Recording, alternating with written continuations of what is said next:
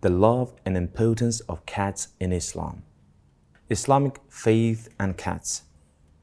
Prophet Muhammad, peace and blessings be upon him, was tender and kind towards cats. He, peace and blessings be upon him, appreciated cats.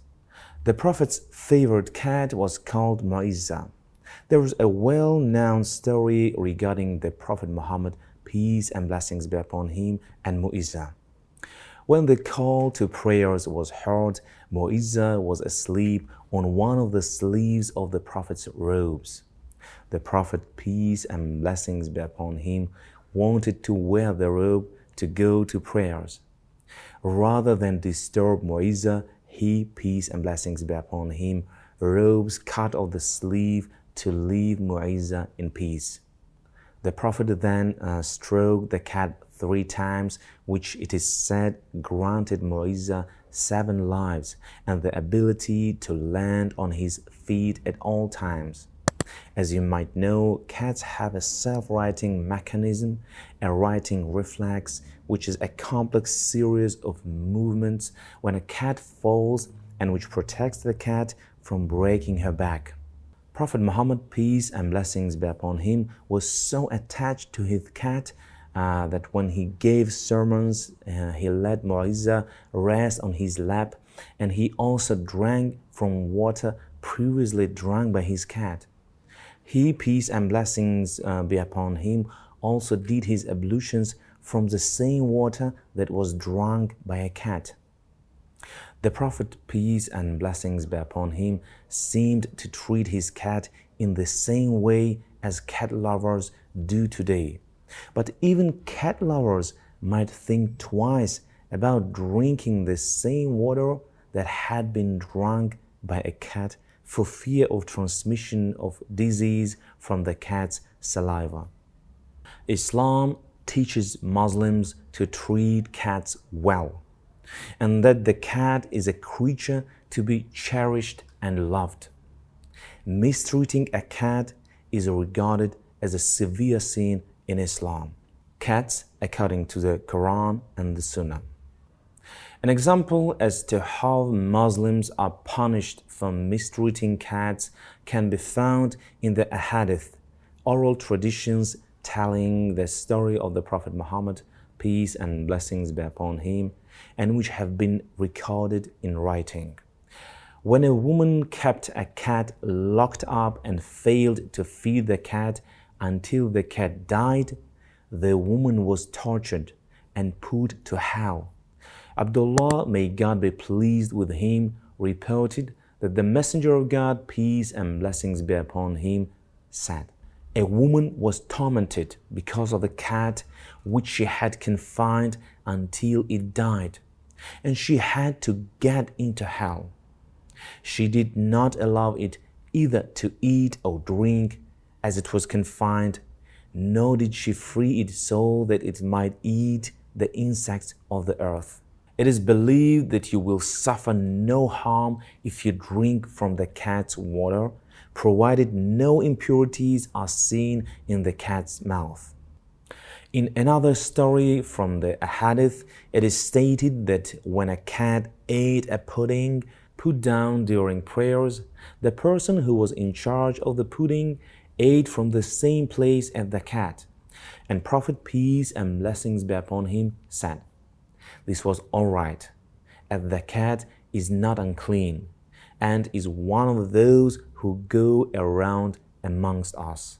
Aisha, may God be pleased with her, narrated, Dawood ibn Saleh ibn Dinar at-Tamar quoted his mother as saying that her mistress sent her with some pudding to Aisha, who was offering prayer. She made a sign to me to place it down. A cat came and ate some of it, but when Aisha finished her prayer, she ate from the place where the cat had eaten. She stated, "The Messenger of God, peace and blessings be upon him, said, 'It is not unclean, it is one of those who go around among you.'" She added, "I saw the Messenger of God, peace and blessings be upon him, performing ablution from the water left over by the cat. Islam teaches Muslims that in relation to a cat, the cat should not be sold for money or other traded goods. Narrated Jabir, may God be pleased with him. The Messenger of God, peace and blessings be upon him, prohibited eating the cat and from its price. Abu Zubair, may God be pleased with him, said, I asked Jabir, may God be pleased with him, about the price of a dog and a cat. He said, God's Messenger, peace and blessings be upon him, disapproved of that. Cat's saliva is harmless unless the cat has visible impurities in the mouth. Yahya related to me from Malik from Ishaq ibn Abdullah ibn Abi Talha from Humayda bint Abi Ubaidah ibn Farwa that her maternal aunt Kabsha bint Kab ibn Malik, who was the wife of the son of Abu Qatada al-Ansari, told her that once Abu Qatada was visiting her and she poured out some water for him to do ablution with. Just then a cat came to drink from it, so he tilted the vessel towards it to let it drink. Kabsha continued, he saw me looking at him and said, Are you surprised, daughter of my brother? I said, Yes. He replied that the Messenger of God, peace and blessings be upon him, said, Cats are not impure.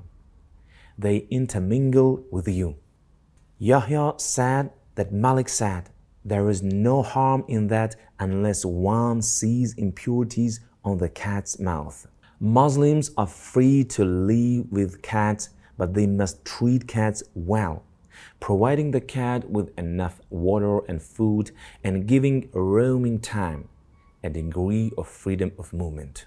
It was narrated from Abu Huraira, may God be pleased with him, that the Messenger of God, peace and blessings be upon him, said, Cats do not invalidate the prayer, because they are one of the things that are useful in the house. A good deed done to an animal is as meritorious as a good deed done to a human being, while an act of cruelty to an animal is as bad as an act of cruelty to a human being.